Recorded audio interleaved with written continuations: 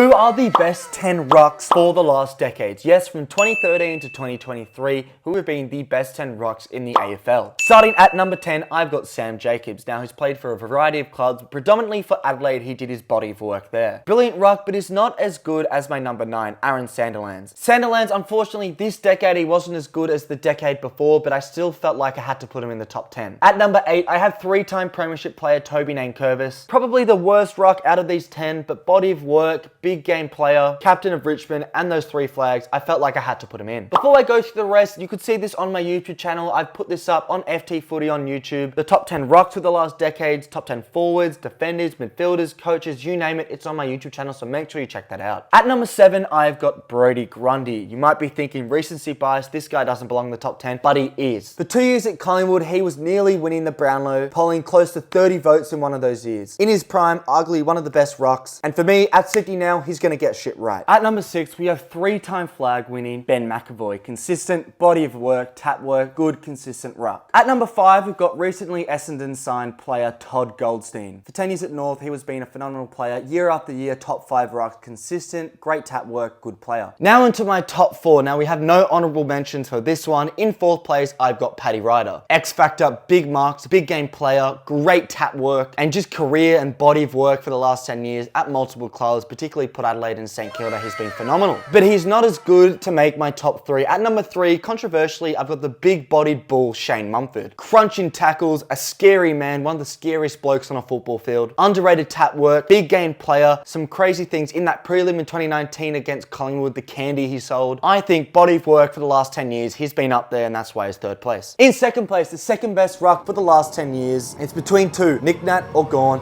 or Nick Nat. I've gone with, at 2nd place, Nick Naitanui. The recently retired star, for me, the only reason he's not at number 1 is because of injuries. If he wasn't injured, he would clearly be number 1 for me. But Max Gawn for me, who's been the best ruck for the last decades, he's been more consistent, a better leader. Both are great big game players, but in their prime, Nick Nat takes it. Body of work, Max Gawn takes it. Gawn has won a premiership as a captain. Nick Nat hasn't won the flag, unfortunately. Tap work is pretty similar for me, but no one can do the tap to themselves, go out the centre square, and nearly score goal of the year every week like Nick Nat can. Look, for this 1 and 2, I've always been torn between the 2, but let me know in the comments who has been your best ruck for the last decade. Is it Nick Nat? Is it Gawn? Or is it someone else I'm forgetting? Let me know in the comments.